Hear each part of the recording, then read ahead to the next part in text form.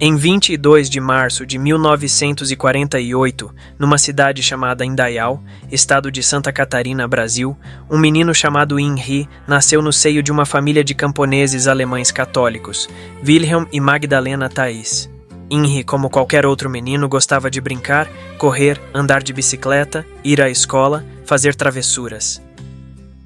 Na escola foi convidado para participar do time de futebol e, apesar de não gostar de futebol, decidiu participar sendo o goleiro. Henri estudou apenas 3 anos em escola pública.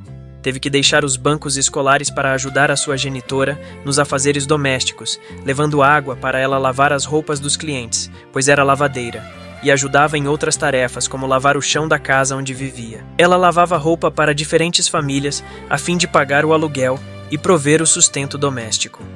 Seu marido Wilhelm trabalhava no extinto curtume Oswald Otte, em Blumenau, Santa Catarina. Ele fora afastado do serviço em consequência de uma enfermidade pulmonar e o sistema previdenciário não respondeu aos encargos inerentes. Henri, quando criança, era católico por causa da família biológica e foi obrigado a fazer primeira comunhão. No confessionário, rompeu com a igreja, pois o padre o desrespeitou e ele tão somente se defendeu. Depois disso, não seguiu mais religião, tornando-se ateu. Desde menino, a vida de Henri foi diferente das demais crianças. Na infância era acordado na calada da noite por terríveis visões, que mais tarde seu Pai Senhor e Deus lhe revelou serem premonições sobre o fim deste mundo caótico. Todavia, não podia contar a ninguém, nem mesmo aos seus genitores.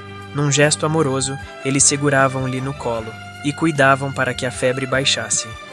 Henri desde criança obedece a uma voz forte e poderosa que lhe fala no interior de sua cabeça.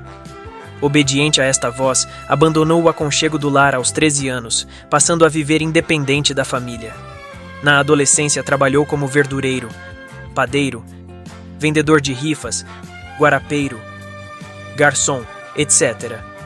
Em 1969, aos 21 anos, iniciou a vida pública como profeta, apresentando-se como Yuri.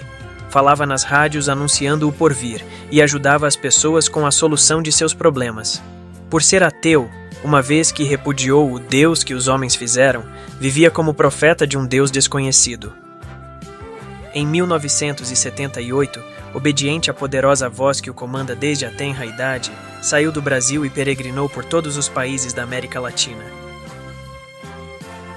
Em setembro de 1979, após vivenciar uma série de circunstâncias insólitas, foi conduzido ao jejum em Santiago do Chile, ocasião em que a voz se revelou como sendo seu pai, Senhor e Deus, o Deus de Abraão, de Isaque e de Jacó, revelando-lhe, outro sim, sua verdadeira identidade, ou seja, que seu novo nome é Henri, o mesmo Cristo crucificado há 2000 anos, e que Jesus é um nome obsoleto, cumprindo-se Apocalipse, capítulo 3, versículo 12, que o Messias, quando retornasse à Terra, teria um novo nome. Naquele momento, Henri sentiu uma enorme responsabilidade cair sobre ele, porque seu pai deu-lhe consciência de que é o pai da humanidade, a origem de todos. Todos nós somos seus descendentes, viemos dele e através dele voltaremos ao Pai.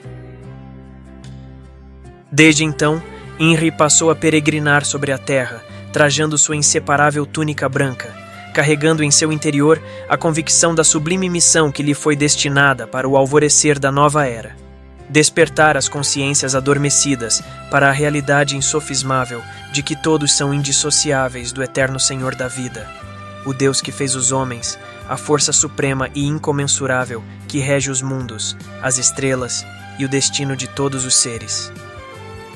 Por enquanto ainda bebe de gole em gole a última porção do cálice amargo da reprovação, para se cumprir o vaticínio que enunciou antes de ser crucificado, mas primeiro, antes de seu dia de glória.